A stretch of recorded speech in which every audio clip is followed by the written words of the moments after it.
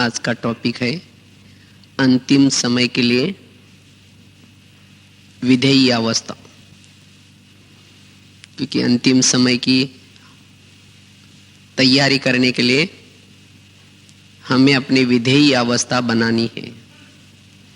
पिछली मुरली में भी बाबा ने कहा था, ये अचानक के खेल होते रहेंगे और उसके लिए मन की एकाग्रता के द्वारा क्या करो, 1 सेकंड में अशरीरी या विधेयी बनो।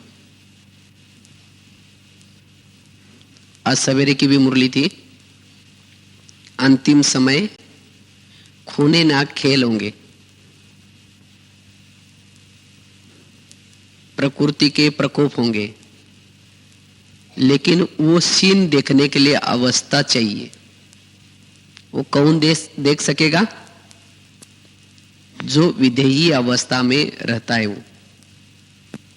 इसलिए हमें अंतिम समय की तैयारी क्या करना है। अंतिम समय चारों तरफ से हाहाकार होगा, प्रकृति के प्रकोप होंगे,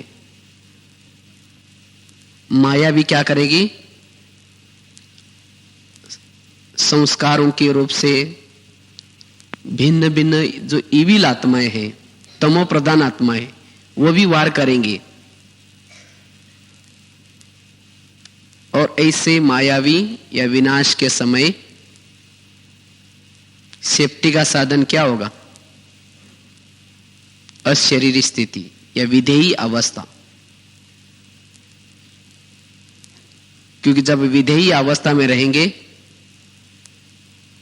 तब हम अचल अडोल रह सकेंगे। मायाजीत बनने का विधेयी अवस्था ब्रह्मास्त्र है। इसीलिए क्या करना है, इसकी हमें तैयारी करनी है। लेकिन विधेयी स्थिति में कौन रह सकता है?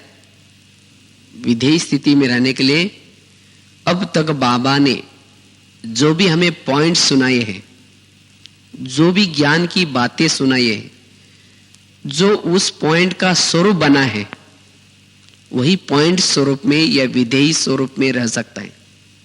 अर्थात आज तक जो भी बाबा ने हमें ज्ञान सुनाया है, जो उसका वो स्वरूप बनेगा, अंतिम समय वही विधेयी अवस्था में रह सकता है। अभी भी जब बाबा की मुरलियां चलते हैं, बच्चे सोमानों में रहो, निर्माण बनो, किसी का परचिंतन नहीं करो, आत्माभिमानी स्थिति में रहो। जिन्होंने एक एक इस पॉइंट के स्वरूप का अभ्यास किया है, प्रैक्टिकल में लाया है, वही अंतिम समय में पॉइंट स्वरूप या विधेयी अवस्था में टिक सकता है। जैसे बिल्डिंग बनाते ना, बिल्डिंग के लिए कुछ सपोर्ट भी देते हैं, कुछ ईंट डालते हैं, कुछ चूना लगाते हैं, सीमेंट, कई चीजें यूज आते हैं। तो इसी तरह हमारी विधेयी बनने की, ये बिल्डिंग बनाने के लिए ये पॉइंट्स ये काम आते हैं। अगर इस पॉइंट का स्वरूप नहीं होगा तो विधेयी स्थिति नहीं बन सकेगी। इसीलिए विधेयी स्थिति बनाने के लिए जो भी बाबा ने कहा है उसको क्या करना है, प्रैक्टिकल में उसका स्वरूप बनना है। और विधेयी स्थिति बनाने के लिए जैसे कोई भी बिल्डिंग बनाते हैं, उसका फाउंडेशन बड़ा मजबूत होना चाहिए। इसी तरह जिन्होंने ये आत्माभिमानी का फाउंडेशन पक्का किया है, इस पार्ट को पक्का किया है, वही विधेयी अवस्था का अंतिम समय अनुभव करेंगे। वैसे तो विधेयी स्थिति का या विधेयी स्थिति के बेनिफिट्स, फायदे बहुत सारे हैं। बहुत सारे फायदे विधेयी स्थिति में रहने के हैं।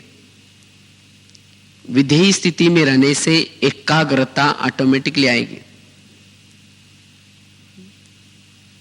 वैसे ही एकाग्रता से विधेय स्थिति आएगी और विधेय बनने से एकाग्रता आएगी। एक दूसरे का कनेक्शन है, क्योंकि विधेय स्थिति बनाने के लिए भी एकाग्रता की जरूरी है। जितना हम एकाग्र रहेंगे विधेय स्थिति आएगी, और जब हमारी विधेय स्थिति आएगी एकाग्रता नेचुरल बन जाएगी, नेचुरल नेचर बन जाएगी। और एकाग्रता से तो बहुत बड़े फायदे हैं। एकाग्रता से हमारे जो जन्म जन्मांतर के जो विकर्म है वो ऑटोमेटिकली विनाश होते रहेंगे। एकाग्रता से हमारी देखते हुए भी न देखने की अवस्था रहेगी। एकाग्रता वाला जिसकी विधेयी बनने की एकाग्रता है, ये जो विधेयी अवस्था में रहेंगे वो कभी ये नहीं कहेंगे हमको योग करने के लिए टाइम मिलता ही नहीं, क्योंकि उनकी अंदर से एकाग्रता है।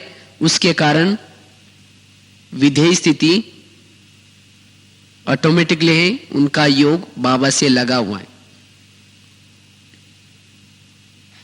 इसलिए विधेय स्थिति का या विधेय स्थिति के बहुत सारे बेनिफिट्स, फायदे हैं।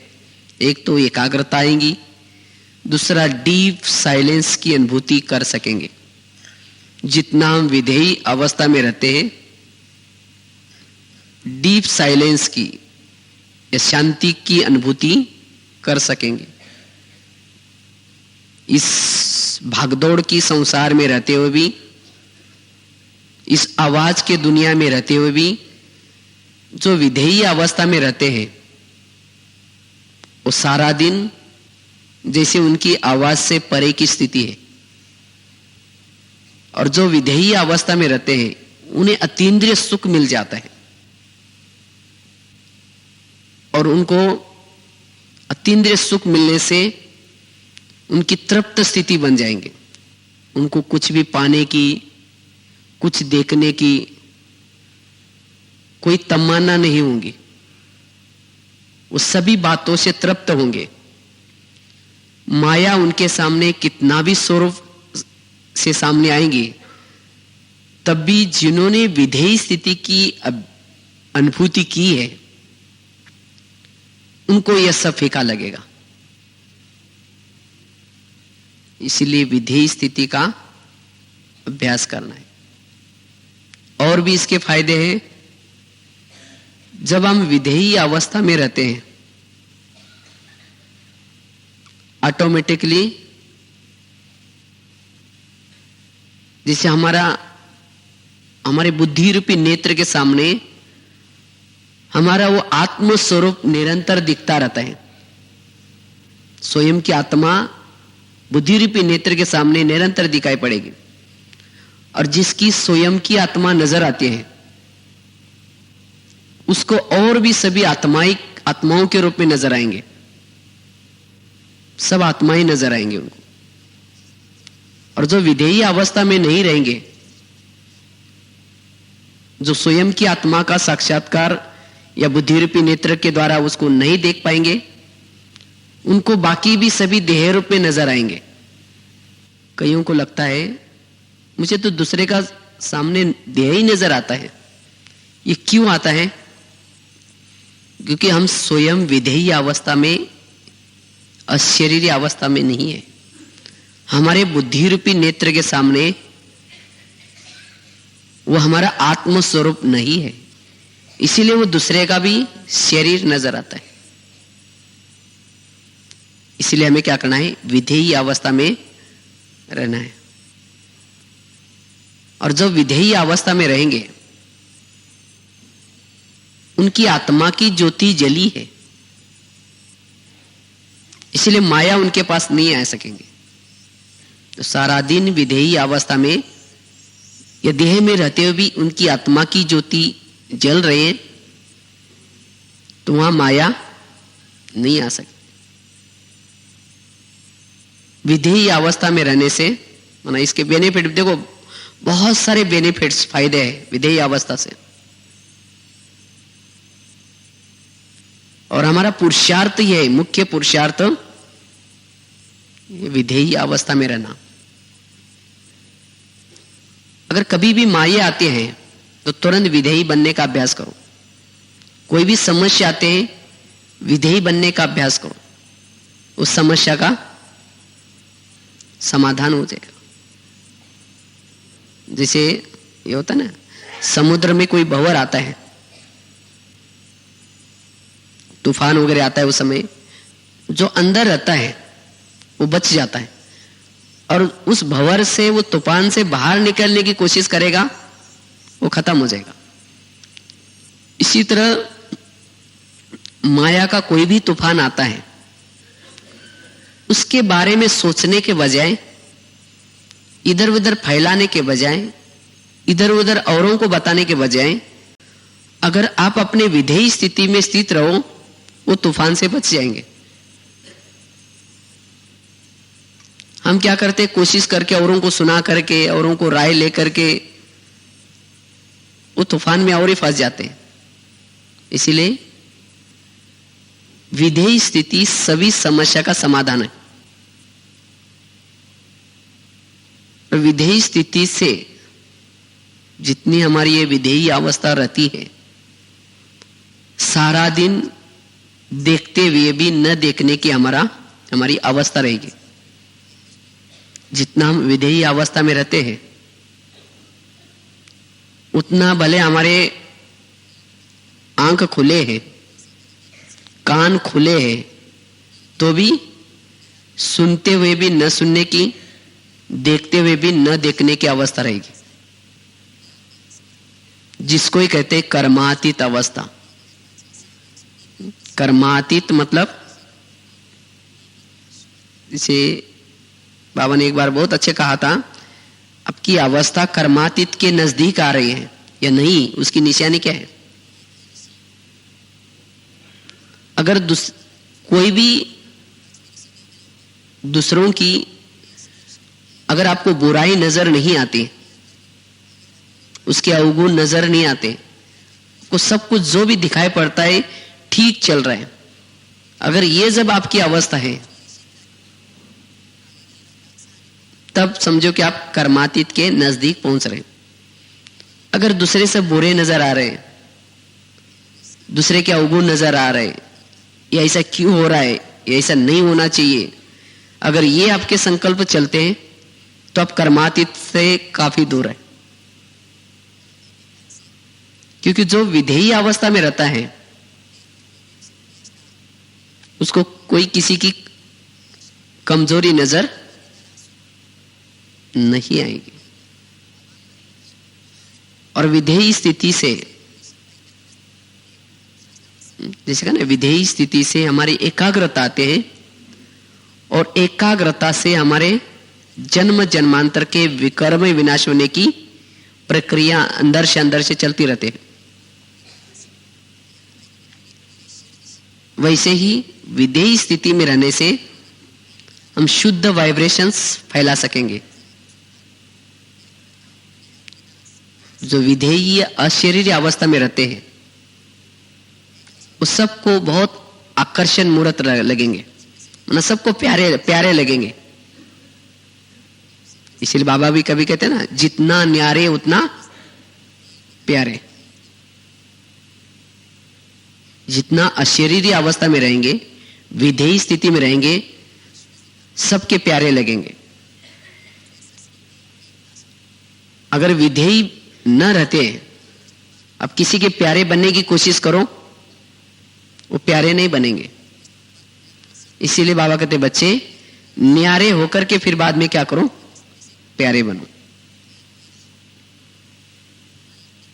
लेकिन विधेयी स्थिति के लिए सारा दिन कर्म करते हुए भी, चलते फिरते हुए भी क्या करना है, स्वयं को अवतरित समझ करके चलना है। ये समझो कि हम ऊपर से आए हैं, इस शरीर के अंदर मैं एक मेहमान हूं, आज ऊपर से आया हूं, और इस कर्मेंद्र के द्वारा करण हार बन करके कर्म करवा रहा हूं। जब हमारी वो स्थिति है तब हमारी विधेयी अवस्था सहज रहेगी और उसकी अनुभूति हम कर पाएंगे। मैं ऊपर से आया हूं, इस शरीर मेरा, मैं इसमें मेहमान हूं, ये मेरा गेस्ट हाउस है। मैं आत्मा इन कर्मेंद्र के द्वारा करण करावन हार या करण हार समझ करके इनसे कर्म करवा रहा हूं। जब वो स्थिति है